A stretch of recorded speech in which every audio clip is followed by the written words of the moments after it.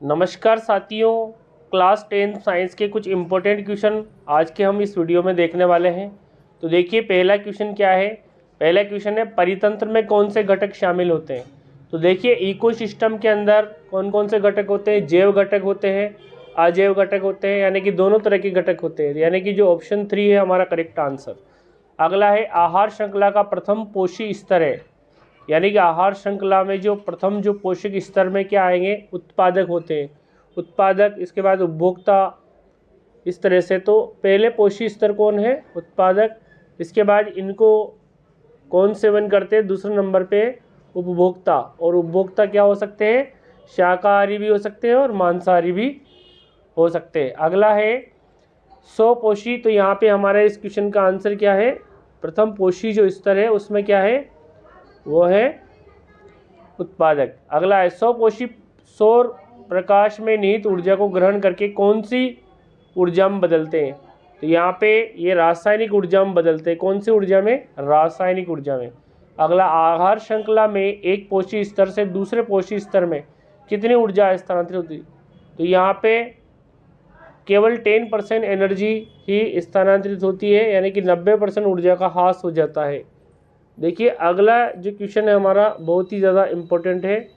तो देखिए अगला क्वेश्चन क्या है, आहार जाल में किस प्रकार की श्रृंखला सबसे उत्तम मानी जाती है। तो जो शाखित जो श्रृंखला है वो उत्तम मानी जाती है, यानी कि जितनी ज़्यादा ब्रांच होगी तो भोजन के सोर्सेज उतने ही ज़्यादा होंगे। अगला है छठवां क्वेश्चन, एक स्थलीय परितंत्र में हरे पौधे की पत्तियों द्वारा प्राप्त जो होने वाली जो सौर ऊर्जा का कितने प्रतिशत भाग खाद्य पदार्थ में परिवर्तित। तो केवल 1% ऊर्जा ही खाद्य पदार्थ में बदलती है, यानी कि जो पौधे होते हैं 1% एनर्जी को एब्जॉर्ब करते हैं। अगला है खाद्य जाल में ऊर्जा का प्रवाह। तो ऊर्जा का प्रवाह हमेशा एक दिशी होता है, यानी कि यूनिडायरेक्शनल। अगला है निम्न में से कौन खाद्य श्रृंखला का निर्माण करते हैं। तो देखिए उत्पादक, मांसाहारी, शाकाहारी, अपघटक। उत्पादक, शाकाहारी, मांसाहारी, अपघटक। तो यहाँ पे दूसरा जो ऑप्शन है हमारा करेक्ट आंसर। सबसे पहले उत्पादक यानी कि हरे पौधे, फिर उनको कौन खाते हैं, शाकाहारी, फिर उनको कौन खाते हैं, मांसाहारी, फिर आते हैं अपघटक। तो ये जो क्रम है दूसरे वाला करेक्ट है। अगला क्वेश्चन देखिए, उपभोक्ता को मुख्यतः बांटा गया। तो उपभोक्ता जो होते हैं वो शाकाहारी भी होते हैं और मांसाहारी भी होते हैं और सर्वाहारी भी होते हैं, यानी कि जो ऑप्शन जो 4 है हमारा करेक्ट आंसर। अगला, हरे पौधे प्रकाश की उपस्थिति में आहार बनाने में कौन सी गैस का यूज करते हैं। तो देखिए हरे पौधे हैं जो होते हैं वो कार्बन डाइऑक्साइड का यूज करते हैं, यानी कि CO2 का यहाँ पे क्या होगा, रिडक्शन होगा और कार्बोहाइड्रेट के रूप में भोजन का निर्माण होता है। ओजोन के एक अणु में ऑक्सीजन के कितने परमाणु होते हैं। तो 3 परमाणु होते हैं, यानी कि ओजोन का जो फॉर्मूला होता है वो होता है O3। तो 3 परमाणु होते हैं इसमें। नेक्स्ट क्वेश्चन देखिए, क्वेश्चन सारे इंपॉर्टेंट है यहाँ पे। वायुमंडल में ओजोन की मात्रा में तीव्रता से गिरावट कौन से वर्ष में देखी गई। तो ये 1980 के आसपास देखी गई थी। तो 1980 यानी कि हमारा करेक्ट आंसर। अगला है आहार श्रृंखला में सर्वाधिक ऊर्जा किस स्तर पर संचित होती है। तो सबसे ज़्यादा जो ऊर्जा होती है वो होती है उत्पादक में, यानी कि जो प्रोड्यूसर होते हैं यानी कि हरे पौधे होते हैं उनके पास सबसे ज़्यादा एनर्जी होती है। जैसे जैसे अगले पोषी स्तर में जाते हैं तो एनर्जी जो होती है केवल 10% ही ट्रांसफ़र होती है। 90% जो है कोई पोषी स्तर वो उस एनर्जी का यूज़ कर लेते हैं। अगला, निम्न में से कौन खाद्य या जो आहार श्रृंखला का निर्माण करते हैं। तो देखिए घास, गेहूँ, आम, घास, बकरी, मानव, बकरी, गाय, हाथी और घास, मछली, बकरी। तो यहाँ पे घास और बकरी और मानव ये करेक्ट आंसर, यानी घास को कौन खा जाएगी, बकरी, और बकरी को कौन खा सकता है, मानव। अगला, जैव आवर्धनता उत्पन्न करने वाला पदार्थ है। तो ये सभी, यानी कि DDT यानी कि डाइक्लोरो डाइफेनिल ट्राइक्लोरोएथेन, पीड़कनाशी और शाकनाशी, ये सब क्या है, जैव आवर्धनता उत्पन्न करने वाले बायोमैग्निफिकेशन वाले पदार्थ हैं। अपमार्जक का क्या कार्य है।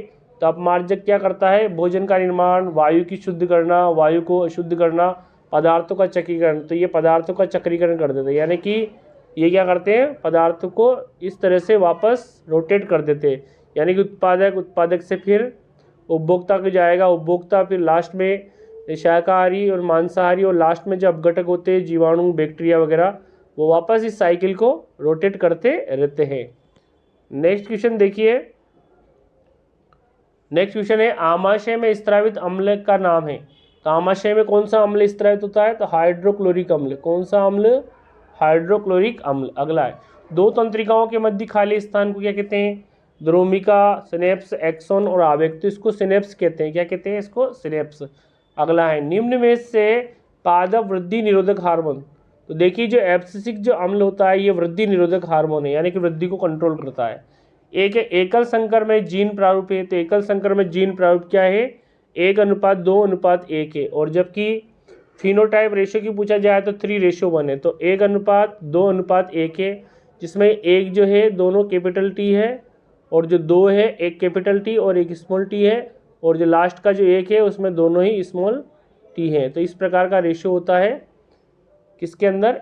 मोनोहाइब्रिड के अंदर जीनोटाइप का रेशियो। तो देखिए यहाँ पे नेक्स्ट क्वेश्चन बढ़ते हैं हम आगे।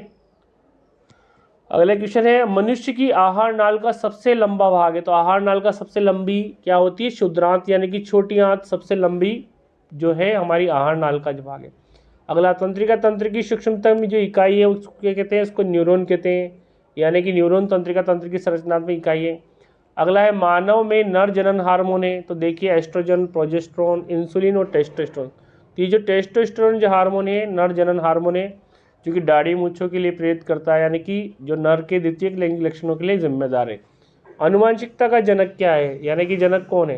तो देखिए Darwin, Mendel, Lamarck, Hugo de Vries. तो जो मेंडल जो है वो फादर ऑफ जेनेटिक यानी आनुवंशिकता के जनक है। अगला है, गोली दर्पण की वक्रता त्रिज्या r है और फोकस दूरी f है। तो उसके बीच क्या संबंध है? तो देखिए यहाँ पे फोकस दूरी का जो डबल होता है वो रेडियस के बराबर होता है, यानी कि रेडियस ऑफ कर्वेचर के बराबर होता है, यानी कि वक्रता त्रिज्या के बराबर होता है। तो यानी कि ऑप्शन 4 हमारा करेक्ट आंसर हुआ इस प्रश्न का। नेक्स्ट देखिए, all the question is very important. मानव नेत्र के किस भाग पर प्रतिबिंब बनता है? तो यानी कि जो हमारा जो इमेज बनता है वो रेटिना पर बनता है। कहाँ बनता है? रेटिना यानी दृष्टि पटल पर। अगला है, विद्युत शक्ति का जो मात्रक क्या है? तो देखिए ओम, वोल्ट, जूल, वाट। तो विद्युत शक्ति का जो मात्रक है वो होता है वाट, और इसको निरूपित करते हैं W से, वाट, और वोल्ट को V से, और ओम का जो साइन है ये सिंबल आपको पता होगा सही, और जूल के लिए J। तो देखिए यहाँ पे इंपॉर्टेंट क्वेश्चन हमारा क्या है? वाट। अगला है, निम्न में से कौन सा पद विद्युत शक्ति को निरूपित करता है? तो देखिए विद्युत शक्ति जो P बराबर होती है VI के बराबर, और जब हम V का मान रखेंगे IR तो यहाँ पे I² × R आ जाता है। तो P बराबर I² R, और ये V का स्क्वायर अपॉन R से भी इसको निरूपित करते हैं, लेकिन ये इसमें दिया हुआ नहीं है।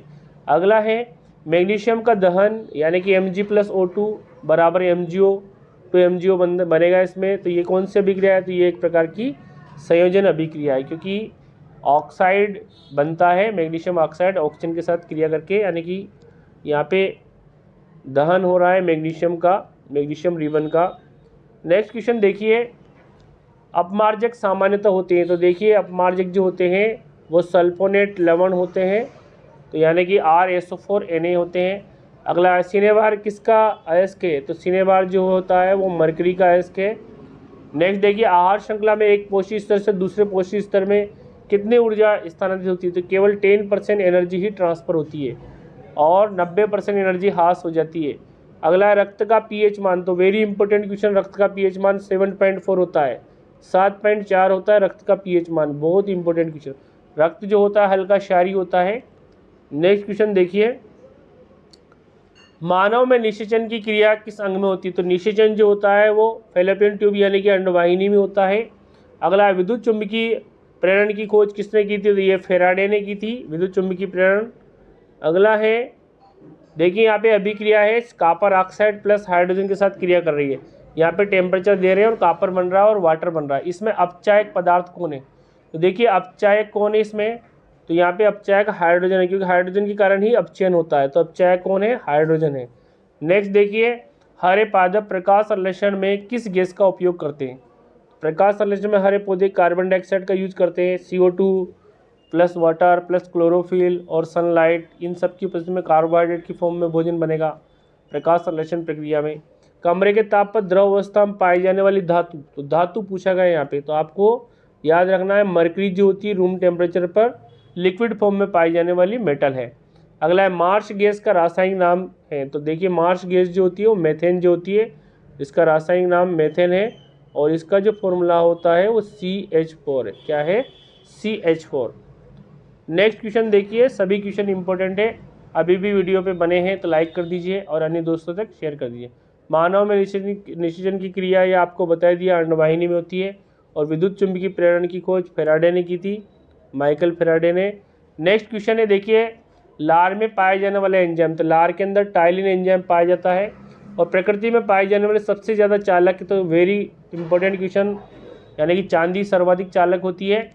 और मानव में मादा जनन हार्मोन होता है एस्ट्रोजन और प्रोजेस्टेरोन। और जो कीटों के जो डंक होते हैं उसमें कौन सा अम्ल होता है? उसमें फार्मिक अम्ल यानी कि मेथेनोइक अम्ल, जिसका फॉर्मूला है HCOOH। तो यहाँ आपने की HCOOH। अगला, लेंस की जो शक्ति है यानी कि इसका मात्रक क्या है? तो इसका मात्रक डायप्टर होता है और P बराबर इसका जो फॉर्मूला होता है 1/F होता है। क्या होता है? 1/F। अगला, आमीटर को परिपथ में सदैव कौन से क्रम में जोड़ा जाता है? जिसको श्रेणी क्रम में जोड़ा जाता है। और अमीबा में भोजन का अंतर्ग्रहण सूडोपोडिया यानी कि पादाप द्वारा। नेक्स्ट क्वेश्चन देखिए, नेक्स्ट क्वेश्चन है हमारे, मानव में भोजन का पूरी तरह से पाचन कहाँ होता है? तो पूरी तरह से पाचन होता है क्षुद्रांत यानी कि छोटी आंत में। और लोहे पर जस्ते की पतली परत चढ़ाने की प्रक्रिया को कहते हैं गैल्वेनाइजेशन यानी यशोद लेपन। प्लाज्मोडियम में जनन की विधि क्या है? बहुविखंडन द्वारा होता है प्लाज्मोडियम में जनन, जबकि अमीबा के अंदर क्या होता है? द्विखंडन। अगला है विरंजक चूर्ण का रासायनिक सूत्र के, तो इसका सूत्र है CaOCl2, कैल्शियम ऑक्सीक्लोराइड। और वाहनों के पश्च दृश्य दर्पण में जो उपयोग किया जाता है वो उत्तल दर्पण होता है। उत्तल दर्पण हमेशा आभासी और छोटा इमेज बनाता है वस्तु का। और विद्युत धारा का जो मात्रक होता है वो एम्पियर होता है। और पित्त रस का स्त्रवण कौन करते हैं? ये लीवर करता है यानी कि यकृत करता है। तो देखिए यहाँ पे वेरी इंपॉर्टेंट क्वेश्चन हमने क्लियर किए, लगभग बहुत सारे क्वेश्चन यहाँ पे आपके आए।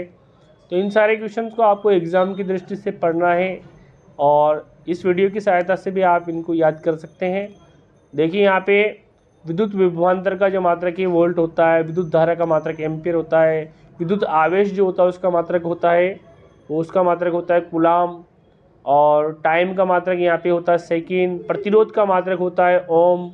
और यहाँ पे आपके लिए बहुत सारे जैसे कार्य का जो मात्रक होता है जूल। और विद्युत शक्ति जो होती है उसका मात्रक होता है वाट। और विद्युत विभवांतर का मात्रक वोल्ट आपको बता ही दिया मैंने। विद्युत शक्ति का जो मात्रक होता है वाट। और विद्युत ऊर्जा जो होती है और उसकी आवश्यक इकाई किलोवाट घंटा होती है।